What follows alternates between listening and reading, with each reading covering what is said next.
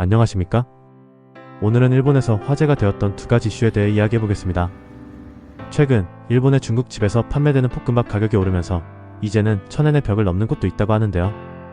사실 일본에서 라면이 1000엔을 넘긴 게 얼마 되지 않았기 때문에 볶음밥까지 그 선을 넘긴다고 하니 일본의 물가 상승도 심각하구나 싶습니다. 과연 어떤 일이 벌어지고 있는지 조금 더 상세히 살펴보겠습니다.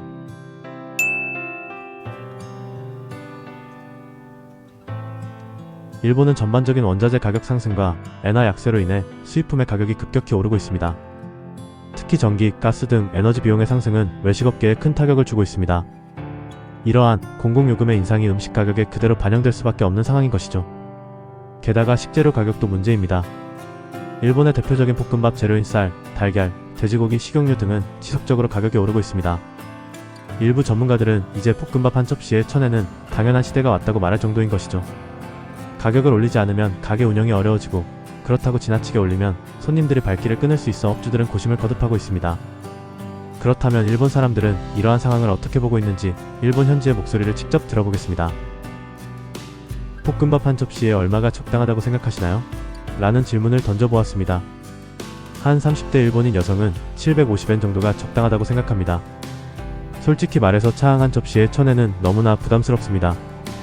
회사 근처의 중화요리집을 자주 이용했는데 가격이 이렇게 오르면 점심 메뉴를 바꿔야 할 것 같네요. 도시락을 싸오거나 편의점에서 저렴한 음식을 찾는 경우가 더 많아질 것 같습니다. 하지만 사장님 입장에서도 이해가 가요.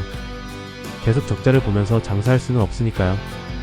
그럼 일본 중화요리점 가게의 목소리도 들어보겠습니다. 우리 가게도 볶음밥 가격을 980엔으로 올렸습니다.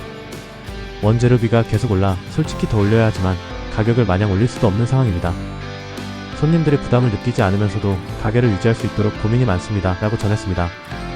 그 중에서도 전기세나 가스비가 많이 올랐고, 일본의 쌀 가격은 작년에 비해 2배 가까이나 올랐습니다. 계란 가격 또한 1.5배나 올랐으며 돼지고기, 새우, 야채 등도 모두 가격이 상승해 우리뿐만 아니라 다른 음식점들도 큰 부담을 안고 있습니다. 자구책으로 메뉴 구성을 조정하거나 일부 재료를 저렴한 것으로 대체하고는 있지만 한계가 있습니다.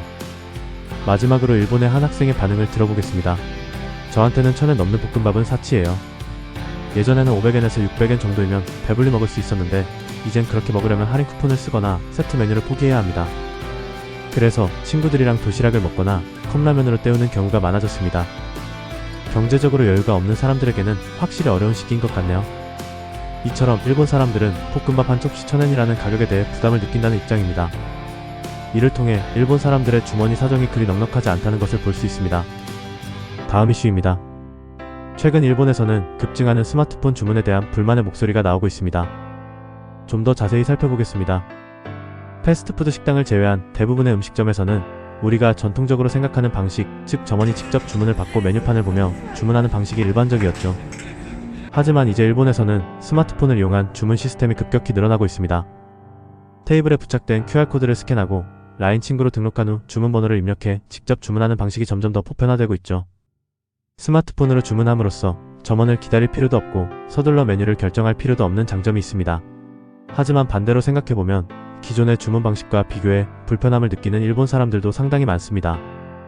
특히 연령대가 높은 고객들은 QR코드를 스캔하는 것조차 어려워하는 경우가 많죠. 스마트폰을 다루는 것이 익숙하지 않은 사람들은 단순히 음식을 주문하는 것이 지금은 스트레스로 바뀌는 경우도 있습니다. 또한 가게에서 와이파이가 없는 경우가 많아 고객의 데이터를 사용해야 하며 QR코드가 인식되지 않거나 다른 오류가 발생하는 일도 종종 나타납니다. 이에 대해서도 일본 사람들은 어떻게 생각하는지 일본 네티즌들의 목소리를 들어보겠습니다. 가끔 주문을 위해 라인이나 회원 가입이 필요한 가게를 만나면 오늘은 운이 나쁜 날이구나 싶네요. 자주 가는 가게라면 이해하지만 잘 모르는 가게에서 그걸 요구하면 솔직히 너무 귀찮잖아요. 가게에서 식사한 이후에 라인 알림이나 메일 매거진이 올 때에는 더 짜증납니다. QR코드는 괜찮지만 저는 라인을 사용하지 않아서 주문을 못하고 가게를 나와야 했던 적도 있었습니다. 입구에 라인 이외에 주문이 불가능하다는 안내라도 있었다면 덜 당황했을 것 같네요. 이처럼 일본에서 급증하는 스마트폰 주문 시스템에 대해 긍정적인 의견보다는 여전히 해결해야 할 과제들이 많은 것으로 보입니다.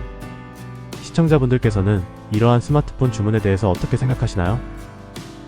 이상으로 오늘 이야기가 시청자 여러분께 작은 도움이 되었길 바랍니다. 끝까지 시청해주셔서 감사합니다.